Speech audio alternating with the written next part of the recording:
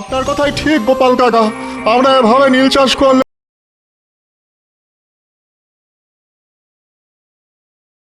একদিন খেতে না পেয়ে মরবো। যাক সুবল, তুমি যে বুঝতে পেরেছো এটাই সব থেকে বড় কথা।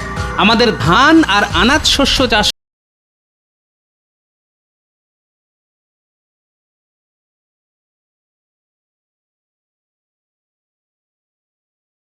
করাই হলো এই কৃষ্ণনগরের ভিত্তি, বুঝলে? শুধু ভাবছে সাহায্যের মুখের উপর না করে দিলে তারা না জানি কি করে বসবে। কোনো ভয় নেই সুবল, আমি মহারাজকে সব জানাবো। এভাবে তো চলতে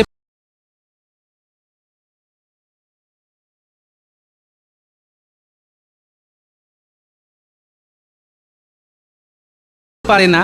ওই নীল চাষ করার জন্য লাভবান হবে ইংরেজরা, আর এদিকে আমরা না খেতে পেয়ে মরবো। ঠিক ঠিক। শোনো, তুমি সমস্ত চাষিদের গিয়ে বোঝাও ইংরেজদের থেকে নেওয়া দাদন ফিরিয়ে দিতেই হবে। না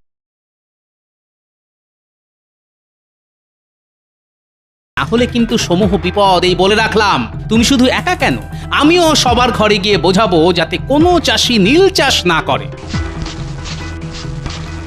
হয়তো হাবুল যাচ্ছে। হাবুল, হাবুল শোন না, শোন।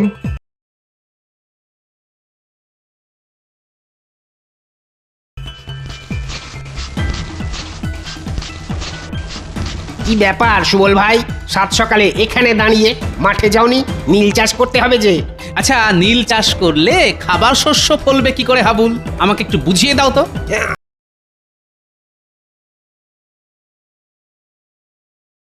আগে গোপালদা, এটা ভেবে দেখিনি গো। শোনো হাবুল, তোমরা যদি এটা না ভাবো তাহলে এটা কে ভাববে বলো দেখি?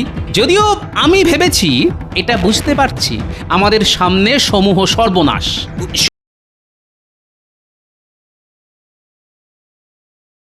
সত্যি তো, নীল চাষের জন্য আমাদের অত সুন্দর আমন ধান এই মরশুমে যে আর হবে না। ইংরেজদের দেওয়া দাদন ফিরিয়ে দিতে হবে হাবুল। তোমরা সবাই একজোট হও, এটা করতেই হবে। হাবুল, আমরা সবাই মিলে বড় সাহেবের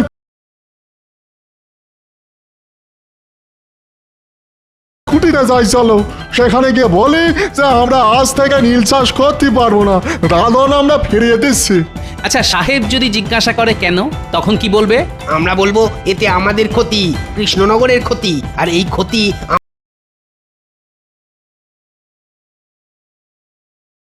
আমরা মেনে নেব না। সাবাস, এটাই বলতে হবে। তোমরা সবাই মিলে যাও, সাহেব কি বললো এটা আমি তোমাদের থেকে জেনে নিচ্ছি।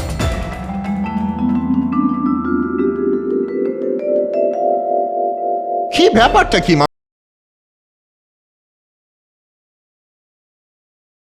মন্ত্রী? জমে পিছু যথেষ্ট কমিশন দেওয়া হচ্ছে, তা সত্ত্বেও চাষিরা দাদন ফিরিয়ে দিচ্ছে, নীল চাষ করতে চাইছে না কেন? আমি মানে মানে ঠিক বুঝতে পারছি না, মানে এরকম কেন হলো।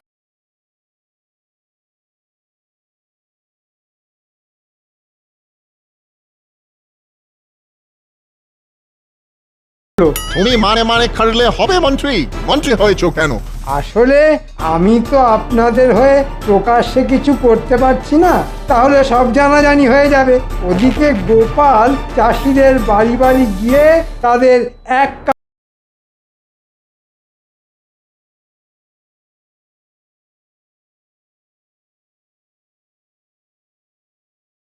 কাটটা করছে। তো বুঝতে পারছি চাষিদের আর মুখের ভয় দেখানোয় বাধ্য করা যাবে না।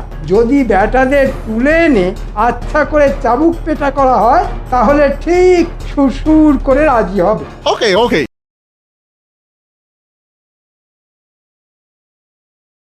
তাহলে তাই হোক।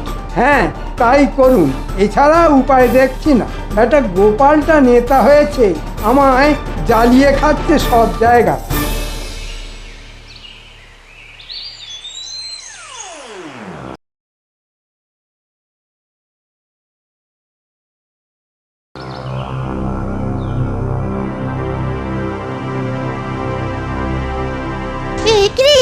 এসব কি দেখছি?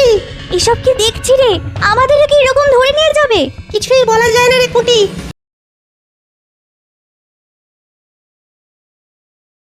আমাদেরও এরকম ভাবে এরা ধরে নিয়ে যেতে পারে। আমার মনে হয় দাদুকে সব জানানো উচিত। ঠিক বলেছিস পুঁটি, একমাত্র গোপাল দাদুই পারবে কিছু একটা করতে।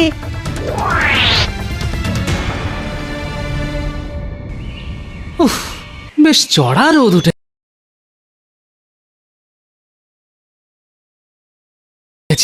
বেরোবার সময় ছাতাটা নিতেই ভুলে গেলাম, কিন্তু একবার মনে করিয়ে দিল না। ও গোপাল দাদু, আরে দাঁড়াও দাঁড়াও।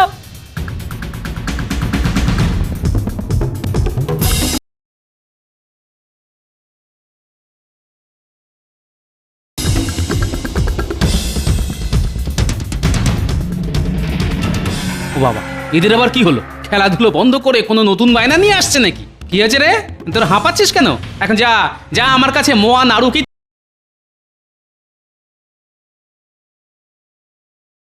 নেই।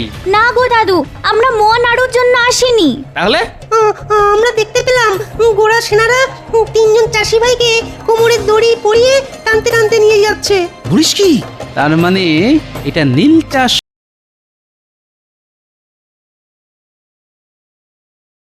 না করার ফল। ঠিক আছে, তোরা খুব ভালো করলি আমাকে খবরটা দিয়ে। এখন তোরা ঘরে যা।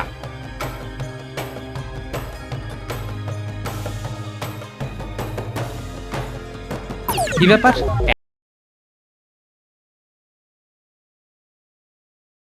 এত তাবু পড়েছে, তার মানে কি সাহেবরা গোপনে সেনা সমাবেশ করে জুলুম করতে চাইছে? অবশ্য ইতিমধ্যেই জুলুম শুরু হয়ে গেছে। না, নিরীহ কৃষকদের ওপর এই অন্যায় মেনে নেওয়া যায় না। তাড়াতাড়ি রাজসভায় গিয়ে মহারাজকে জানাতে হবে।